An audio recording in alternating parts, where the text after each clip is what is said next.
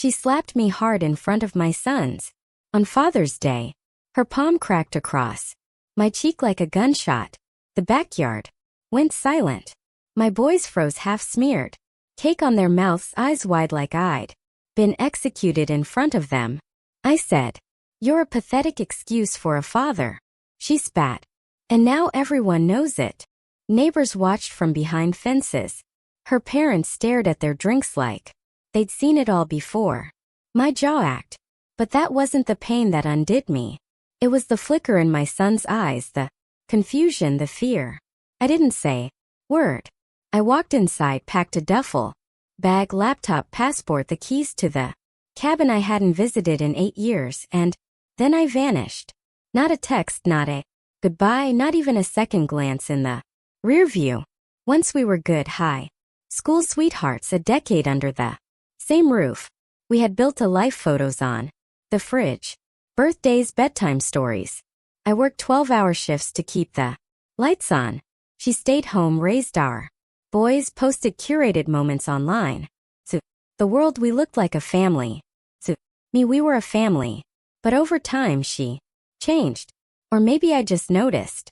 The cold silences, the condescending laughs when I spoke, the way she'd call me just a plumber when guests came over, as if that made me less of a man, less of a father. Held it all in for the kids, for the marriage, until the slap ended it all. The clues had been there, subtle, ugly. The password change on our joint bank account. The late night texting with her cousin. The way she dressed up only when I wasn't around. One night I came home early and heard her whispering in the kitchen. "He'll never leave. He's too weak." I stood on the other side of the wall listening to my wife tell someone I was a burden, that I was nothing. Didn't confront her. I watched, collected screenshots, financial records, phone logs. She thought I was stupid. She didn't know I was building a case. The slap was just the trigger. The bullet had been loaded long ago. For the next 6 months I lived in silence, off the grid. I filed for divorce through a private attorney, served her by mail, no return address. I requested no custody, not yet. Instead, I built a new life, changed my name, started a small plumbing company upstate, cash-based, low profile.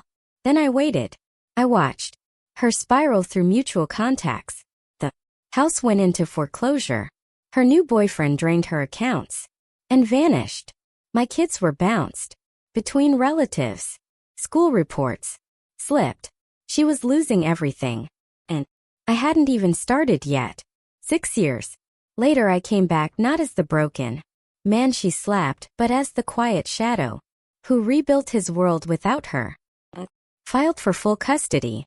I had evidence of neglect, substance abuse, unstable housing, all collected, documented, printed on crisp legal paper. The judge looked at her, then at me, clean-cut, sober, stable, with a home, with a plan, with receipts. She cried in court, said I abandoned them. I slid a USB across the table, videos of her leaving the kids alone for nights, her drunk in the backyard screaming. She never saw it coming. I didn't smile. Not once. She found me 2 weeks after the custody ruling. I was sitting in the same backyard she slapped me in. My boys were inside laughing at a movie. She stood there, pale, eyes sunken. Called you 177 times, she said. I know, I replied. Why didn't you answer? I stared at her. Because you already said everything you needed to with your hand in front of our sons. Tears welled up. I was angry. You weren't angry, I interrupted. You were cruel. And cruelty has a memory. She looked at the house behind me, heard their laughter. They hate me now, don't they? No, I said, they don't hate you. They just know who loves them. Who stayed when it mattered. Silence. Stretched. I have nothing left, she whispered. I stood up, walked to the gate and held it open. That makes 2 of us. Only I started with nothing. You ended with it. She left. No more calls. No more slaps, just the sound of the Gate closing behind her, and the quiet, healing laughter of my sons filling the evening air where her voice used to live.